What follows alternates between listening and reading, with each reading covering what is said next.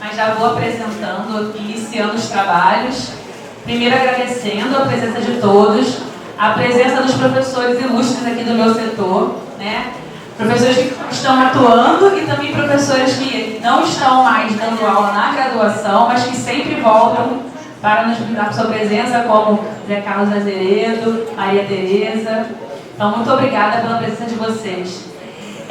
Hoje a gente está recebendo o professor Ricardo Cavalieri, que é professor da Universidade Federal Fluminense, onde ele atuava até bem pouco tempo, né, na graduação, e agora está na pós. O professor trabalha lá com filologia e historiografia ou só historiografia? Historiografia. Também é professor e coordenador do liceu, né, literário português, onde quem quiser depois fazer uma pós, ele dá aula de português brasileiro, foi aluna dele lá, de português brasileiro. E hoje ele está lançando para a gente o livro História da Gramática do Brasil, séculos XVI e XIX, que é bem pequenininho, como vocês estão percebendo, né? E eu fiquei sabendo que vem um segundo volume ali. Estou aguardando ansiosamente, porque todos sabem da minha predileção pelo Said Ali, me disseram que vai ter Said Ali no próximo volume, gente. Então eu estou aguardando ansiosamente. Bom, eu não vou fazer uma apresentação muito extensa do professor Ricardo Cavalieri, né, furando um pouco o protocolo, porque hoje o objetivo, claro, é ouvi-lo, mas ouvi-lo a respeito dessa obra que ele está lançando, né, agora. Então, gostaria de agradecer ao professor Ricardo Cavalieri pelo aceite do convite de vir aqui apresentar o seu livro e falar para a gente, compartilhar um pouquinho desse processo de construção do livro e de tudo que foi abordado aqui. Muito obrigada, professor. Seja muito bem-vindo. Espero que todos nós tenhamos um final de manhã bem agradável.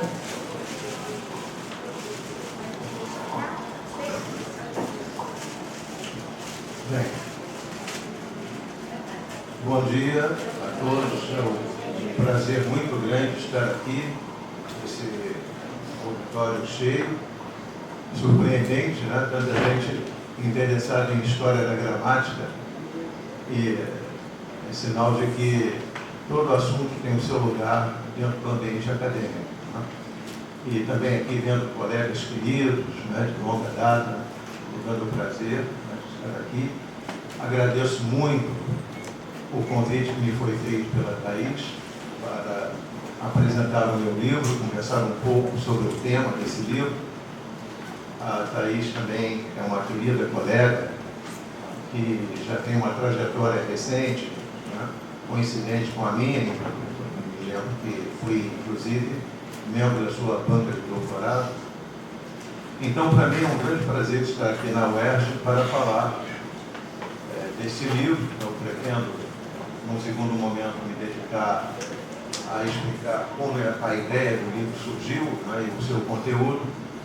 E, inicialmente, dizer um pouco sobre a disciplina e dar, digamos assim, os fundamentos, né, a base para a redação de uma história da gramática.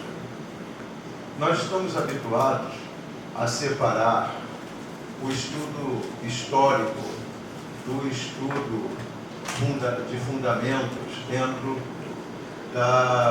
do estudo de uma determinada disciplina, como se fossem coisas distintas. O nosso linguista alemão e grande historiógrafo, recentemente falecido, Konrad Körner, é um linguista que saiu da Alemanha no pós-guerra e foi seguir carreira nos Estados Unidos. Ele diz em um de seus textos que todo cientista necessariamente deve conhecer a história da sua ciência. E nesse sentido é que ele até defende a tese de que os programas universitários de formação do cientista devam necessariamente incluir uma disciplina que apresente os fundamentos históricos sobre como o conhecimento científico daquela área específica construiu-se ao longo do tempo, expandiu-se, disseminou-se e sofreu, evidentemente, outros fundamentos, recebeu outros fundamentos contrários nesta linha de continuidades e descontinuidades de que se serve a ciência para produzir o saber. Então, no nosso caso específico, dos estudos linguísticos, é muito comum que um novo linguista, o linguista recém-formado, saia da universidade aplicando conceitos, defendendo teses, sem ter a exata noção de como essas teses surgiram, como elas foram criadas, de que maneira elas conseguiram adesão dentro do ambiente acadêmico. Então, às vezes, um professor, porque no nosso caso específico, a atividade docente está intimamente ligada à atividade de pesquisa, é muito comum que o professor utilize teses no seu fazer pedagógico como definições de termos sintáticos. É muito comum que o professor abrace uma definição de sujeito, seja como uma definição mais recente, argumento externo, da estrutura oracional, ou como o termo do qual se diz alguma coisa, numa visão mais antiga, e não tenha a exata dimensão de como os estudos linguísticos ao longo do tempo chegaram a estas conceituações. Se ele usar os conceitos sem ter a noção de sua gênese, ele é apenas um repetidor de conceitos. Ele terá pouca possibilidade de contribuir para discutir, questionar e reformular os conceitos. Se ele conhecer a gênese desses conceitos, de onde vieram, quais os pensadores linguísticos que trabalharam com esses conceitos, em que medida aquela chamada tensão essencial de que nos fala o grande filósofo da linguagem, da ciência, Thomas Kuhn, que é um necessário momento em que os cientistas entram em confronto ideológico, em confronto conceitual, epistemológico, de tal maneira que a ciência possa evoluir, e os conceitos se renovem. Então, tendo conhecimento de todo esse fazer do saber científico, aí sim poderá esse novo linguista contribuir efetivamente para o progresso da ciência. Por isso que estudar a história de sua ciência é um dever de todo cientista. Por outro lado, quem se dedica ao estudo histórico da ciência tem oportunidade de observar alguns conceitos que estão ali subliminares, que não lhe chegam aos olhos com muita facilidade e que acabam por desvendar falsas verdades na construção do saber científico. Entre essas falsas verdades, por exemplo, está a questão da paternidade científica. É aquela história de que o filho bonito sempre tem vários pais dispostos a adotá-lo. Por exemplo, eu vou dar aqui alguns exemplos pontuais, poderia dar vários exemplos, mas a questão da introdução da linguística no Brasil. É muito comum nós lermos nos textos em geral que se referem, assim pontualmente, à história da linguística brasileira, que o nosso querido Matoso Câmara Júnior é o pai da linguística no Brasil. Às vezes o articulista diz Matoso Câmara, aí abre aquela vírgula, pai da linguística no Brasil, etc.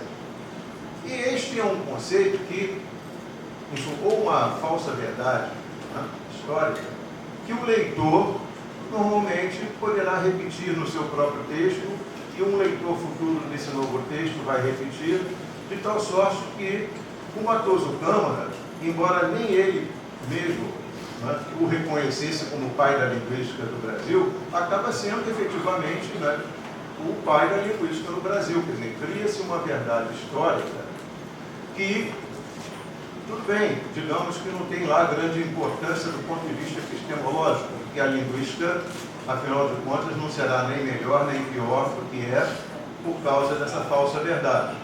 Mas, convenhamos, não é justo que o verdadeiro pai da linguística no Brasil se sinta preterido, ou seja, preterido em face dessa verdade que é falsamente divulgada.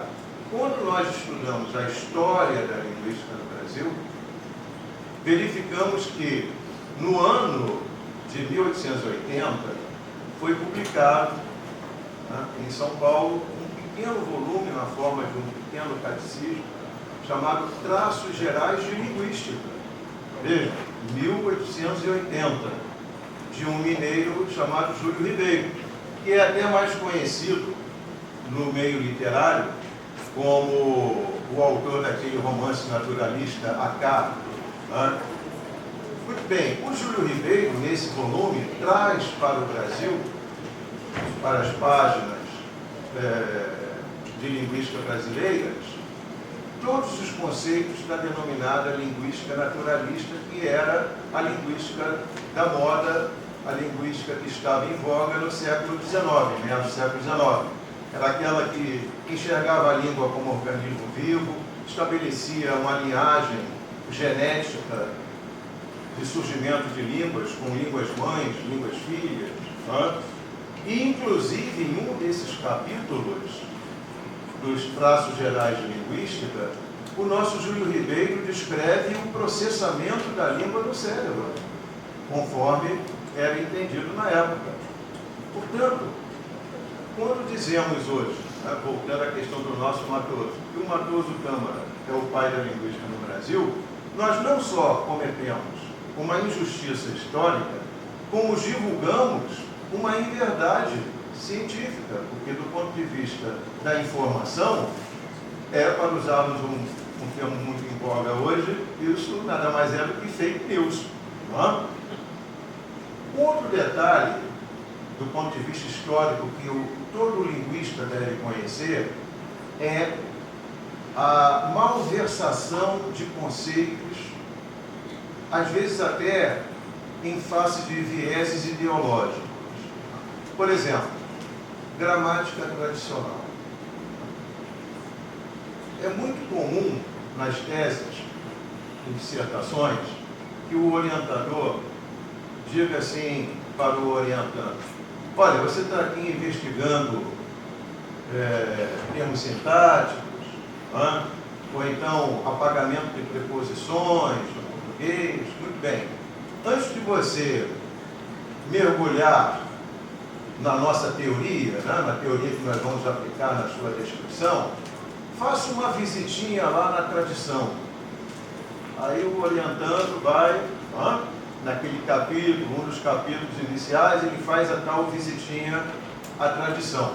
E como que ele faz essa visitinha à tradição? Primeiro, ele não tem muita noção do que é tradição gramatical, afinal. Ele, muito provavelmente, vai pesquisar os livros que lhe chegarem às mãos, os mais fáceis de encontrar. Então ele pode encontrar aqui um Rocha Lima, daqui a pouco ele encontra um Eduardo Carlos Pereira, perdido lá na estante. Subitamente encontrou um Said Ali, que é muito citado, então ele foi lá no Said Ali. Quer dizer, ele pegou um gramático da metade do século XX, foi para um outro do início do século XX e pode até desaguar no Massimino Maciel, que é um gramático lá do século XIX. Há um lapso temporal entre um e outro de décadas, com fundamentação teórica totalmente distinta. Massimino Maciel é um gramático da escola histórico-comparativista. O Said Ali já tem traços de neogramáticos. O Rocha Lima já usa o estruturalismo e a filologia na sua gramática, e tudo isso é colocado nesse grande repositório chamado gramática tradicional. Porque criou-se um conceito genérico de que toda gramática que tenha feição pedagógica e se baseie na tradição greco-latina de classes gramaticais, estruturação sintática, qualquer gramática é gramática tradicional. Então, nesse sentido, o estudo histórico da linguística no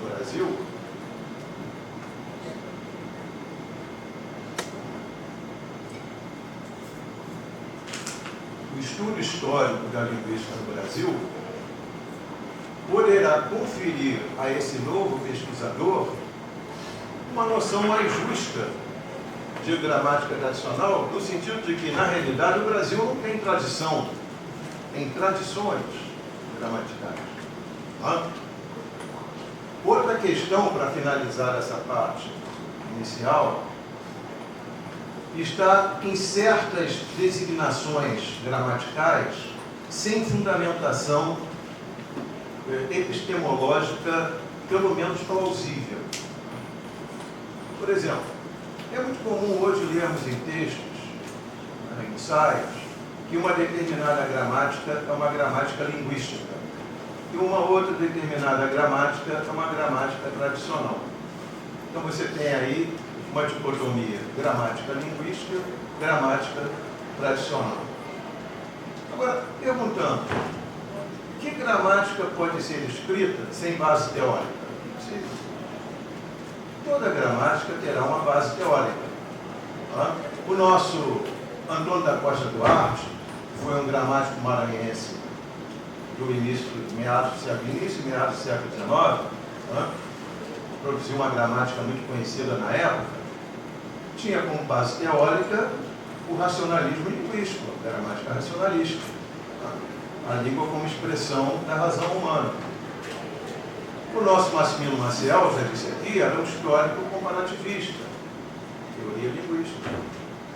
O Matoso Câmara escreveu uma gramática escolar, como nós sabemos, e até o seu conhecido estrutura da língua portuguesa seria uma gramática estrutural da língua portuguesa, que ele, infelizmente, não conseguiu concluir, então a morte o levou antes de concluir o trabalho, mas o Matoso era um estruturalista, tinha teoria. Então, todo gramático descreve a língua à luz de uma teoria linguística. Portanto, toda gramática é linguística, sem exceção. Só que cada gramático usa a linguística do seu tempo. Então, ficamos assim, é um ponto em que eu tento refletir mais detidamente e me pergunto, por que afinal determinadas gramáticas são denominadas gramáticas linguísticas? Não é? Por exemplo, é fácil identificá-las.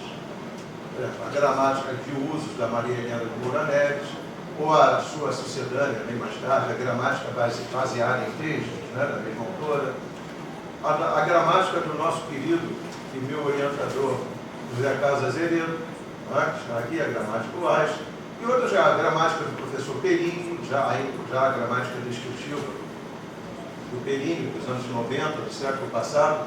Então, essas gramáticas são denominadas gramáticas linguísticas, não propriamente porque as outras não sejam, mas porque os seus autores são reconhecidos no meio acadêmico não como gramáticos, e sim como linguistas.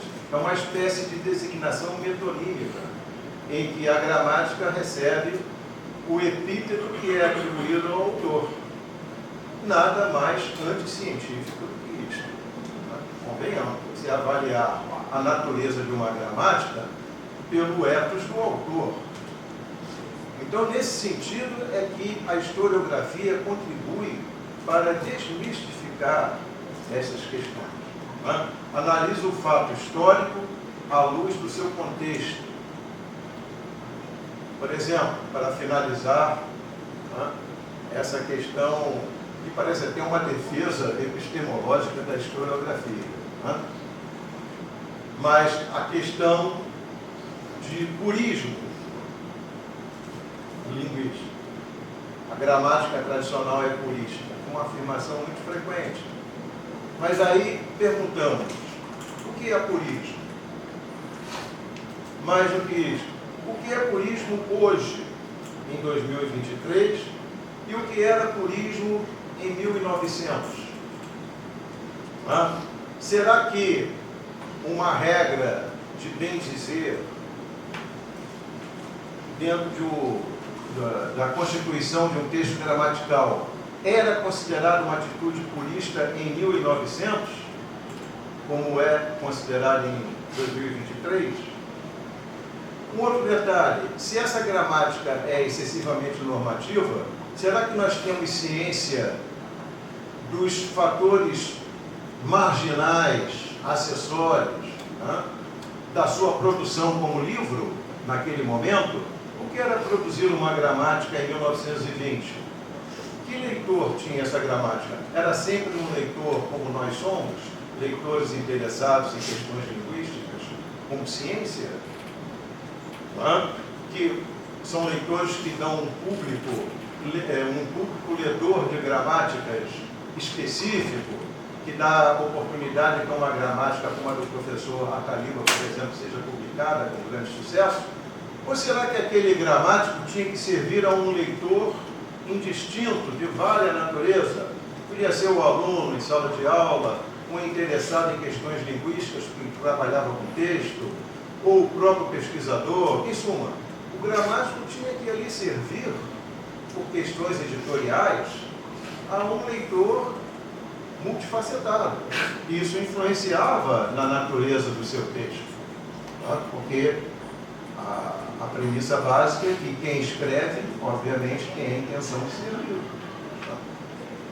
Portanto, esses fatos todos e tantos outros, alguns até pitorescos, que agradam muito ao historiógrafo, dão cabimento à afirmação inicial que eu fiz, baseado no nosso Conrad Körner, de que todo cientista deve conhecer a história de sua ciência.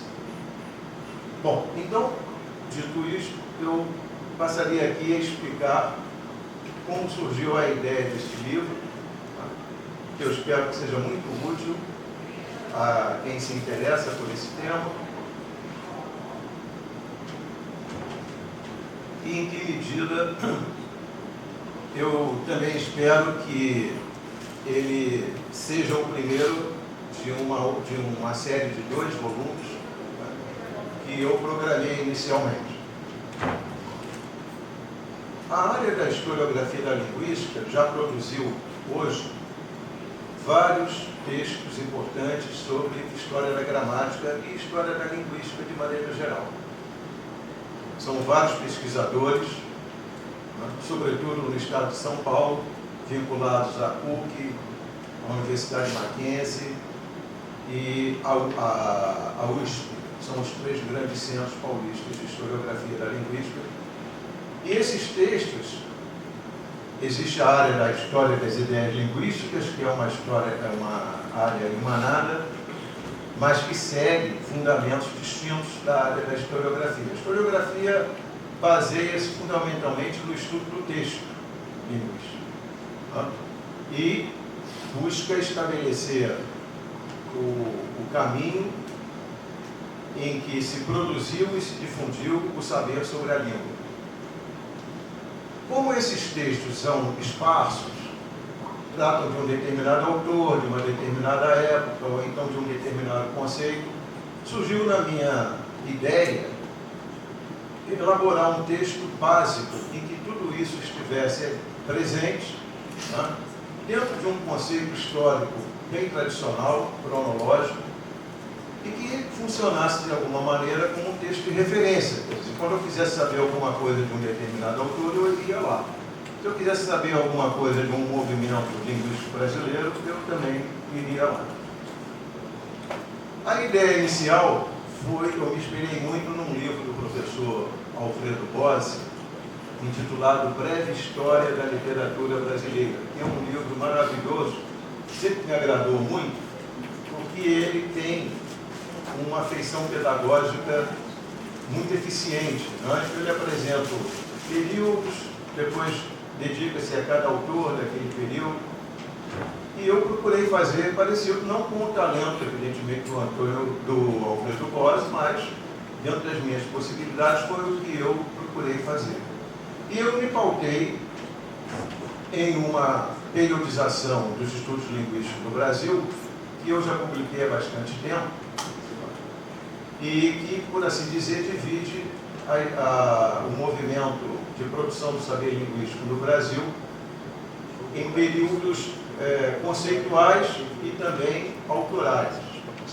Então, o período embrionário, período racionalista, período científico e período linguístico. Eu não vou mergulhar muito nessa periodização, porque não é um tema que está, digamos assim, no maior interesse dessa minha apresentação. Mas o livro é todo estruturado dentro dessa periodização. Então, os primeiros capítulos tratam das primeiras gramáticas que foram escritas no Brasil. E aí, depois, a partir do segundo capítulo, eu cuido das gramáticas sobre língua portuguesa, porque as primeiras gramáticas escritas no Brasil, até o início do século XIX, eram gramáticas basicamente de línguas indígenas. Uma questão que eu enfrentei e que me levou muito tempo de reflexão, e até hoje não estou plenamente convencido de que tenha tomado a decisão certa, foi conceituar texto linguístico brasileiro. O que é um texto linguístico brasileiro que mereça ser referido numa obra desta? Porque nós temos na nossa história textos publicados no Brasil, obviamente por brasileiros. Mas nós temos textos publicados no Brasil por autores estrangeiros.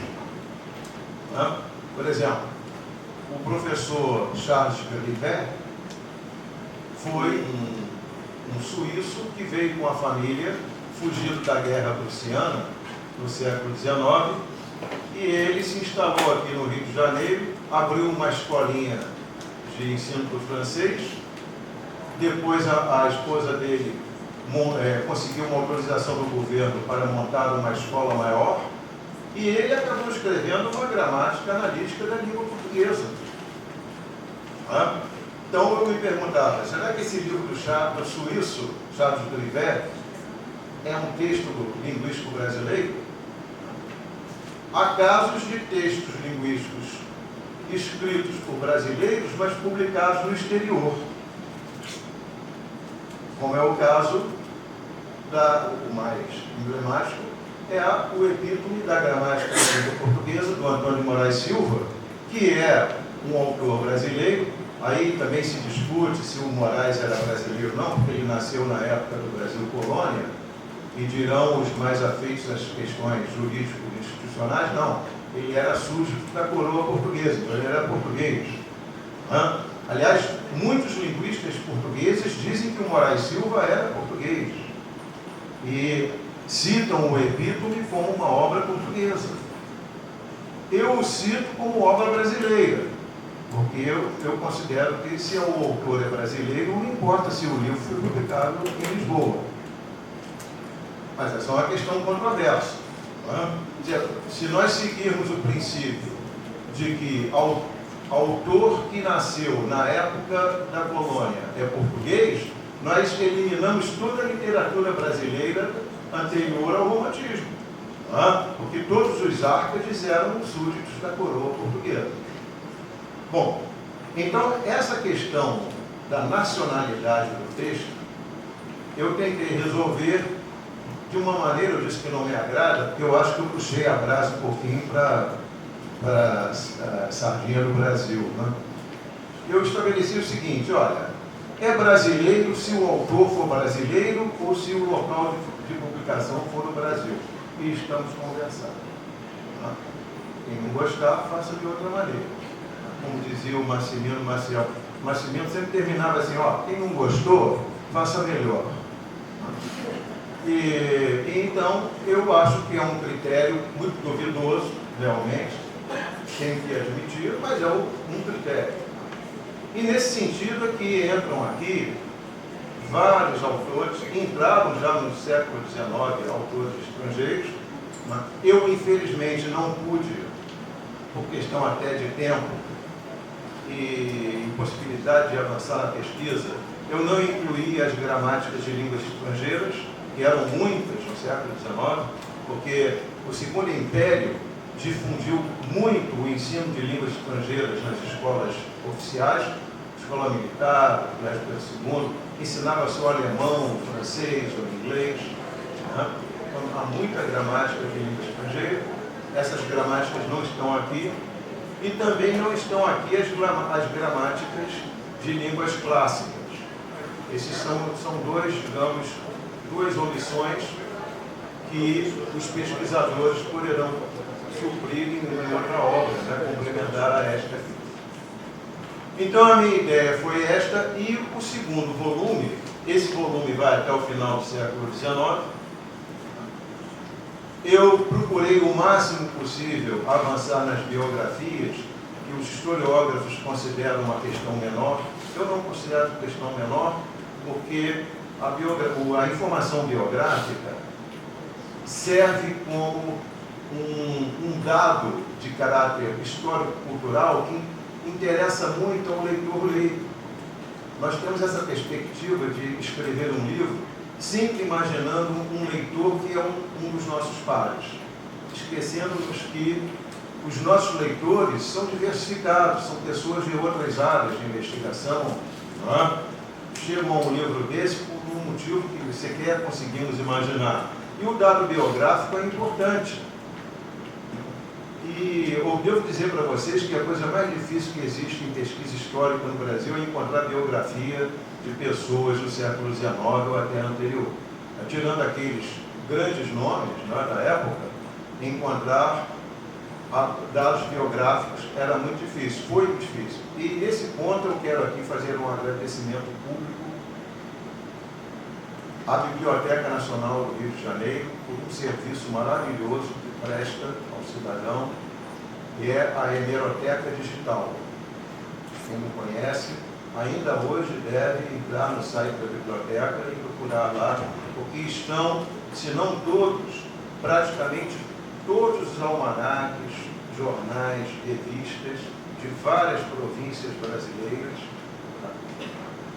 que dão dados biográficos, porque naquela época, não sem surpresa nossa, os gramáticos eram pessoas importantíssimas, sempre recebiam muita deferência nas páginas dos jornais. Qualquer coisa que acontecesse era motivo de notícia. Então, ali naquela notícia, havia uma informação, filho de fulano, ou filho do gramático fulano de tal. Então, você vai pescando informações biográficas ali naquele repositório maravilhoso da Hemeroteca, porque qualquer um de nós pode consultar no conforto do lar, a Hemeroteca. E tem um sistema de busca, um algoritmo de busca maravilhoso. Ele consegue descobrir uma palavrinha em letra diminuta em jornais impressos do século XIX. Portanto, eu sempre faço esse agradecimento, porque certamente esse livro não teria saído, não teria sido escrito sem o auxílio da Hemeroteca Digital. E também aos arquivos. Outro dia houve uma apresentação desse livro pela internet, num encontro com as minhas colegas lá de São Paulo, historiógrafos, a Neuza Bastos e a Marli Quadros Leite. E a Neuza disse um ponto assim: você é um privilegiado porque você é carioca, porque tudo que é bom do ponto de vista historiográfico está aí. Né? E realmente, você tem aqui o Arquivo Nacional, a Biblioteca Nacional, o Real Gabinete Português de Leitura, não é verdade? As bibliotecas de grandes universidades, como a Biblioteca José de Alencar, lá da UFRJ, a própria Biblioteca da UERJ, quer dizer. Então, eu disse a ela: eu não tenho culpa, ser carioca, parece até que você está com uma certa inveja. Aproveite para fazer uma visitinha, não é isso? E ela então deu aquela risada maravilhosa que ela tem e disse: não, eu vou visitar mais frequentemente o Rio de Janeiro. Mas eu até estava comentando com a Thaís aqui, em termos de arquivo, né, de pesquisa em arquivo, que eu fiquei imaginando assim: puxa, quem podia registrar falecimentos de pessoas do meado do século XX? Então eu pensei quem poderia registrar testamentos. e ações de inventário. Aí eu pensei, bom, o Rio de Janeiro era um distrito federal na época, então deve haver alguma coisa lá nos arquivos da Justiça Federal. E aí então enviei um e-mail para o arquivista-chefe e ele simplesmente me enviou o testamento do Manuel Sanjali, assim, fotografado. Então vocês vejam que Deus existe, né? Porque aquelas coisas que você acha que não vai dar em nada, subitamente aparece o testamento do Manuel Sanjali. E ali eu fiquei sabendo que o Sanjali, coisa que ele não dizia nem para os amigos mais próximos, estou fazendo aqui uma confidência, mas que ele teve uma irmã germana, né, da qual se separou, inclusive efetivamente, não se relacionava com ela, teve um irmão e teve duas irmãs do segundo casamento da mãe e não deixou nada para ninguém no seu testamento, deixou tudo para uma sobrinha neta que ele adotou depois como filha. Vocês poderão dizer, o que tem a ver isso com historiografia da linguística? Tem, porque você consegue investigar a personalidade daquele autor linguístico, os interesses, como ele enxergava a questão sucessória, não é? Que valor ele dava para a relação afetiva no lar. Ele, por exemplo, foi vítima de uma tragédia familiar muito grande, que havia uma filha adotiva que suicidou-se. Em que medida isso aconteceu no início dos anos 20, exatamente na época em que ele ganhou o prêmio da Academia Brasileira de Letras, com o seu assunto que viria a ser a sua gramática histórica. Não é? Então eu fico me perguntando, uma tragédia no mesmo ano em que ele recebe um prêmio da Academia Brasileira de Letras, em que medida isso terá influenciado na produção intelectual do Sanjali? Então são coisas que interessam ao historiógrafo e que, evidentemente, poderão interessar a um leitor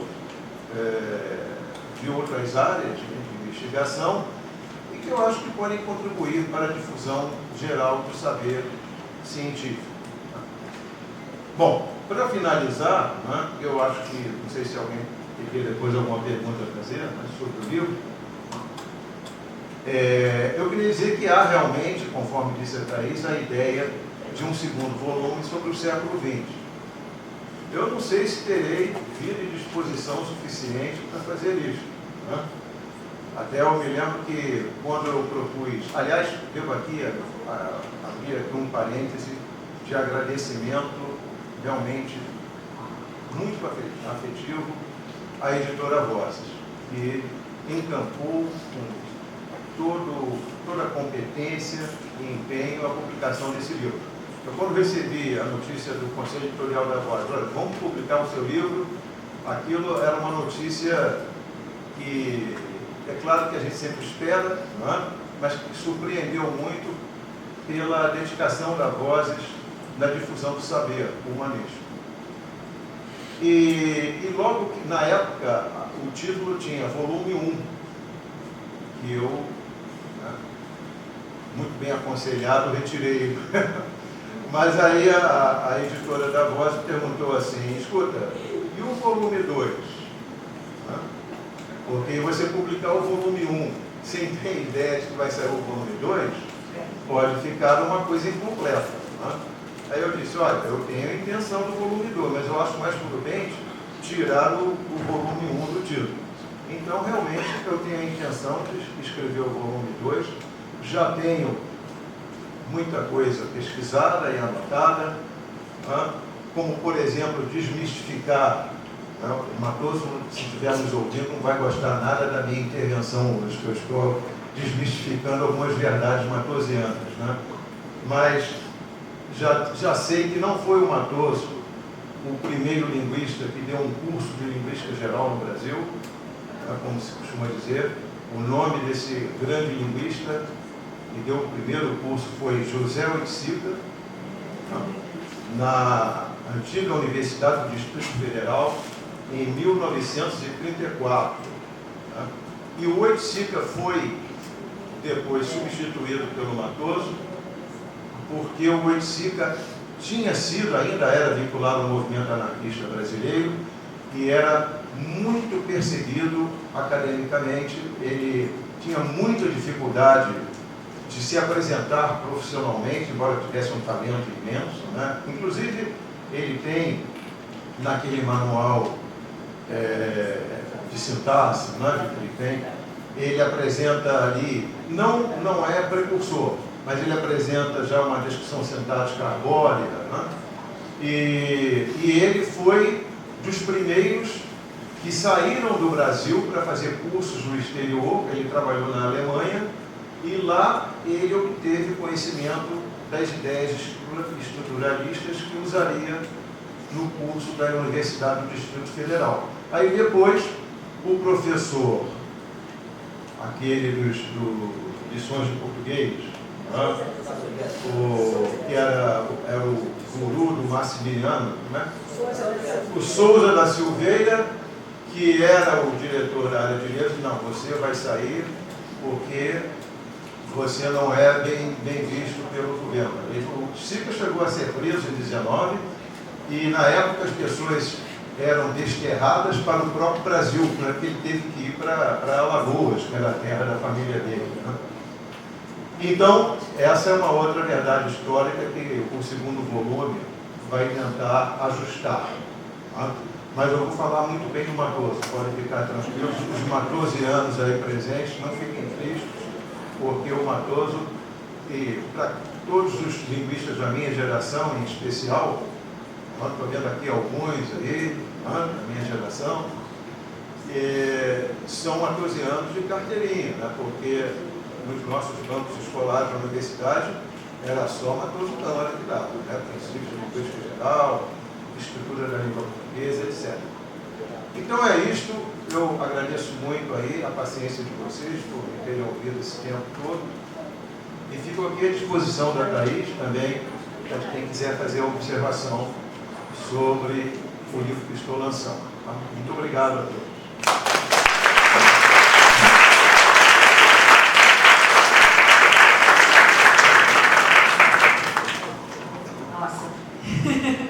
Não sei se eu consigo falar muita coisa, estou assim, maravilhada. Já quero o volume 2, acho que agora é um compromisso, já que você anunciou que vai ter tudo isso, né? Então a gente quer. Gostaria de agradecer mais uma vez, né, pelo aceite. E não sei se a plateia tem questões, acredito que sim, mas eu queria fazer alguns comentários. Eu anotei bastante coisa, como sempre, porque eu fui aluna, como o Cavalieri lembrou.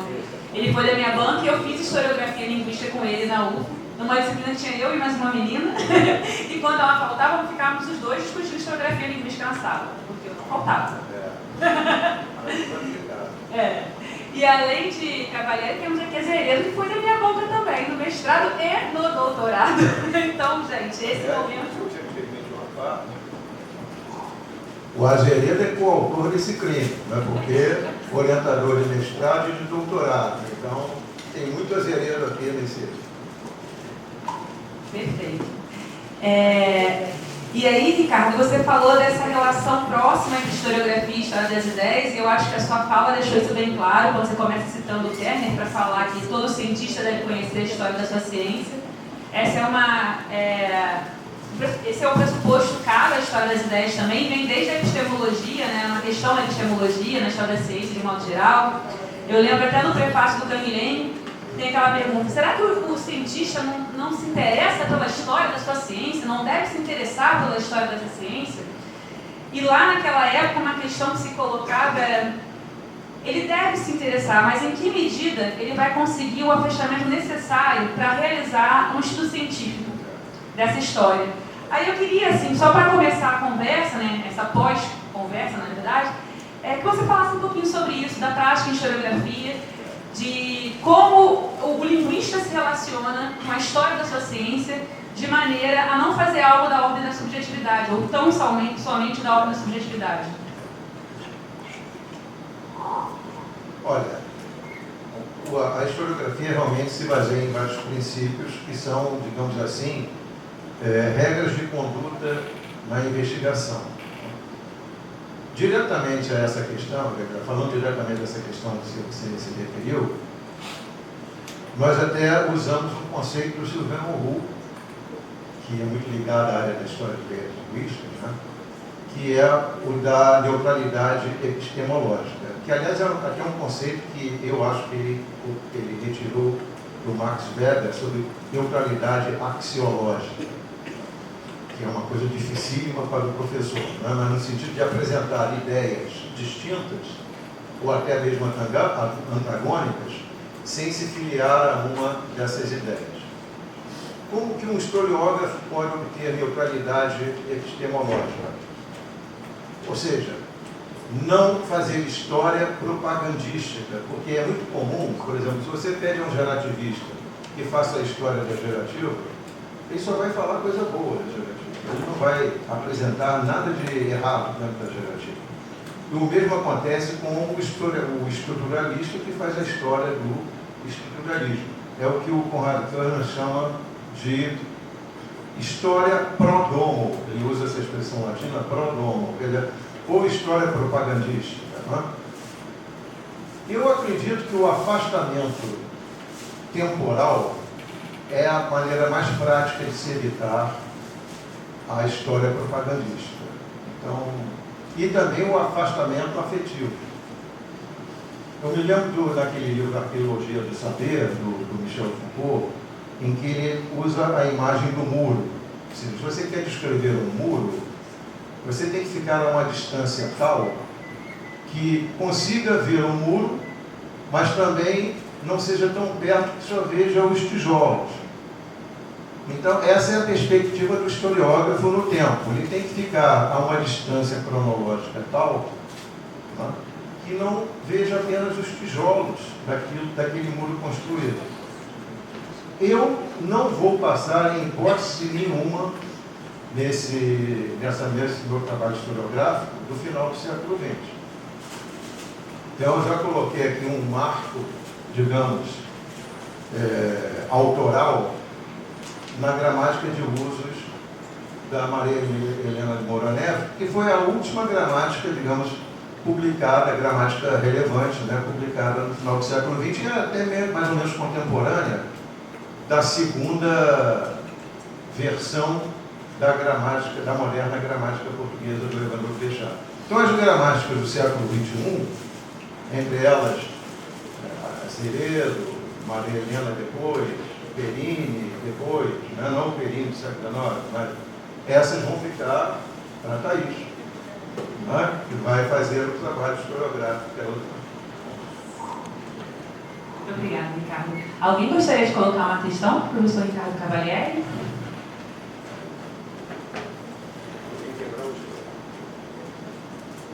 Eu tenho mais. Vai virar na mesa com Thaís, né? Não, é que você colocou algo que me interessa bastante, que é a questão da relevância dos estudos bibliográficos. Desde a tese, eu senti necessidade de recorrer também às bibliografias, porque, assim, em História das Ideias e acredito que historiografia também, a gente entende que os autores e as obras não estão fora da história. Então, ler as bibliografias é uma forma também de compreender as condições de produção, né? E você mesmo deu um exemplo, por exemplo, como você falou do Oiticica, que era perseguido, que sai de um curso e que é substituído pelo Matoso e é apagado historicamente que ele foi o primeiro, né? Então, a gente pode compreender, uma das formas de compreender, claro que a gente não pode fechar, é com essa questão política da perseguição que ele sofreu na época, né? Esse apagamento. E o Said Ali, uma questão que você colocou, quando você falou da morte da filha adotiva, concomitante com o prêmio da BL, em que medida afetou a sua vida? É só um comentário, na verdade não é uma pergunta. É que nas cartas do Capistrano, o Capistrano fala para alguém assim, a esposa do Said Ali me disse que ele está muito adoentado. Ele está tentando entregar as gramáticas todas juntas e não está conseguindo, e pediu para levá-la a uma fonte para ele relaxar. E logo depois a filha morre e ele publica separadamente a primeira parte da gramática e posteriormente a segunda. Então, possivelmente foi assim que afetou, né? Possivelmente foi, já estava mal de saúde.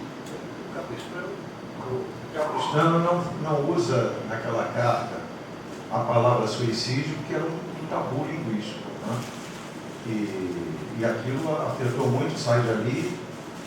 E, coincidentemente, foi a época em que eles, na verdade, até quem submeteu aquele livro à academia foi o Capistrano, né? Não o Sai dali.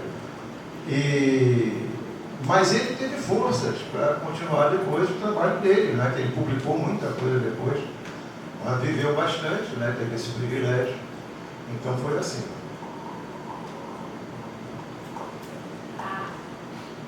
Você pode, por favor, pegar o seu endereço? Obrigada.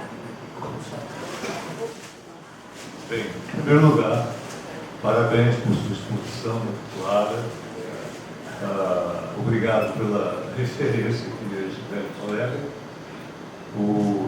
Eu sou responsável, certamente, pela parte da sua tese que é a crime, mas o responsável pelos grandes avanços, pelos benefícios que há de melhor nessa sua tese, essa responsabilidade é sua, obviamente. Eu queria que você fizesse alguma observação, aprofundasse um pouquinho a questão da periodização, porque você diz que não vai discutir a periodização, mas eu acho que é muito importante o fato de que o pensamento gramatical do Brasil, né, a partir da República, né, do período republicano, é chamado de período científico.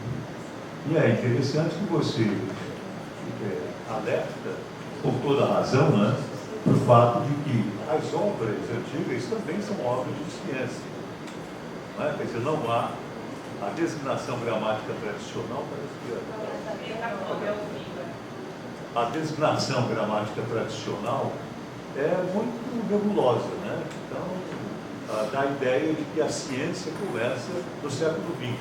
Mas existe já ciência gramatical antes do século XX. Então, eu gostaria que você falasse um pouquinho mais da razão de chamar de período científico esse que começa com a publicação da gramática de Júlio Ribeiro.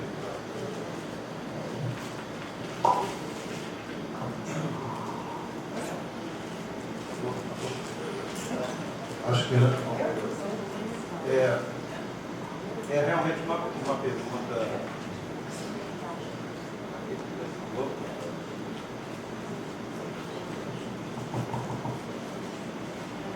Essa pergunta me é feita frequentemente. Acho que eu vou falar sobre pelo seguinte motivo. Período científico aí há dois fundamentos. Primeiro, porque já é a denominação que o Silveria usava numa periodização dele, chamava de... O Silveria, numa periodização anterior a mim, né, ele já usa essa expressão período científico, só que num lapso temporal distinto, bem mais amplo. Então eu ali, de uma certa maneira, me apropriei, né? Mas na realidade o principal motivo é porque é científico, porque os cientistas da época se autodenominavam período científico, quer dizer, a linguística como ciência. Não significa que somente a partir daquele momento se possa dizer que havia ciência linguística, mas que era um período, não é só na República, eu considero a partir de, digamos, da metade do Segundo Império, é um período em que a linguística é entendida como ciência, ou vinculada como ciência natural. Entendida como ciência natural. Então é científico nesse sentido, de que, porque o final do século XIX é uma espécie assim de explosão das científicas em várias áreas, não é? Do bem-estar do homem, eletricidade, não é? Fotografia, e a questão da interpretação biológica das línguas. Então, eles próprios se jactavam de estar vivendo um esplendor científico, daí período científico. Mas eu acho que é uma boa discussão, e uma outra proposta de periodização pode até modificar essa designação aí. Só que ela, satisfatoriamente para mim, ela foi muito bem acolhida, porque muita gente usa esse período como período científico. Né? E eu acho, portanto, que nesse sentido está. Quer dizer, Valéria, parabéns pela gramática, olhando aqui, a história da gramática. Quando você mencionou gramática linguística e gramática tradicional, nós conversamos sobre isso há alguns anos. Aí você me alertou e eu passei a falar em gramáticas atuais. As gramáticas do século XXI serão estudadas pela Thaís depois. Né? E nessa divisão, Sadia Lima, Costa Lima, Celso Cunha e Bechara de 99, né, que vai fechar o seu estudo. E no 21, nosso Azeredo, a gramática Wise, a gramática do português brasileiro, a nova gramática do português brasileiro, Perini e Ataliba, e essa última revelada através de texto que é da Moranelis. Mas eu chamo a atenção para a gramática da Mira Mateus et al., que ela é precursora, que ela é de 1983, daquilo que foi feito no Brasil. E aí eu queria fazer uma justiça. Desses linguistas que fizeram gramáticas, o único que é professor de língua portuguesa é o Azeredo. E por isso, para mim, é a melhor de todas no século XXI. Né? É o único que se apresenta como professor de língua portuguesa. Vamos fazer essa justiça ao Azeredo entre os linguistas que fizeram gramáticas e linguista que o Azeredo é, gramática o Azeredo é, mas é o único que se apresenta ao Brasil como professor de língua portuguesa. Então a justiça está feita em termos de auditório, tá bom?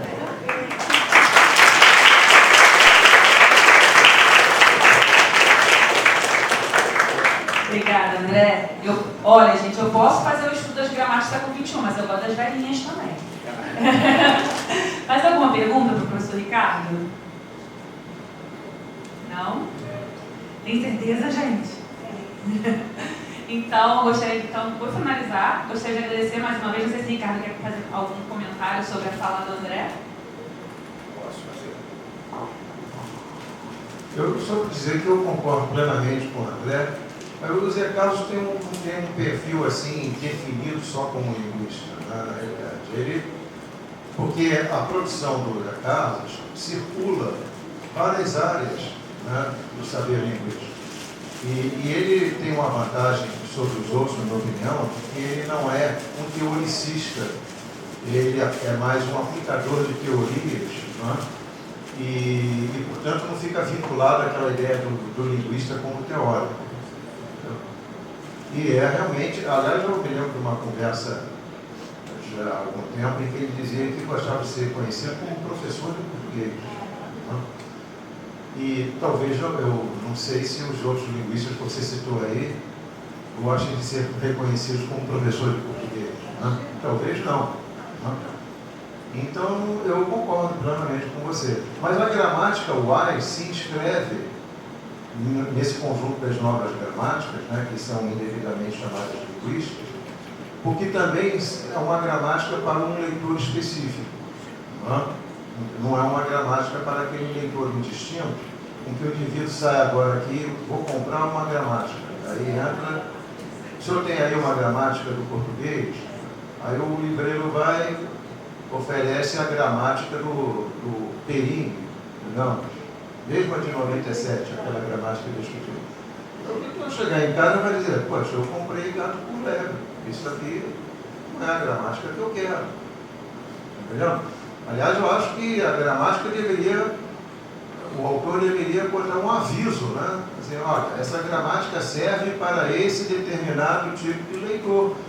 Se você não for estudante de letras ou de linguística, ou não for um pesquisador, não compre essa gramática, porque você vai encontrar uma metalinguagem aqui da qual você não tem a menor ideia. E nesse sentido, então, aqui a gramática do Zé Carlos serve realmente a um público universitário e, portanto, se inscreve dentro desse perfil. Assim.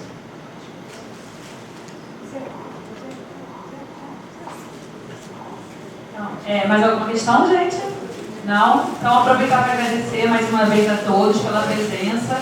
Agradecer, sobretudo, ao professor Ricardo por essa manhã maravilhosa, né? Por todo por toda a generosidade de compartilhar conosco um pouquinho da trajetória da escrita do livro História da Gramática no Brasil.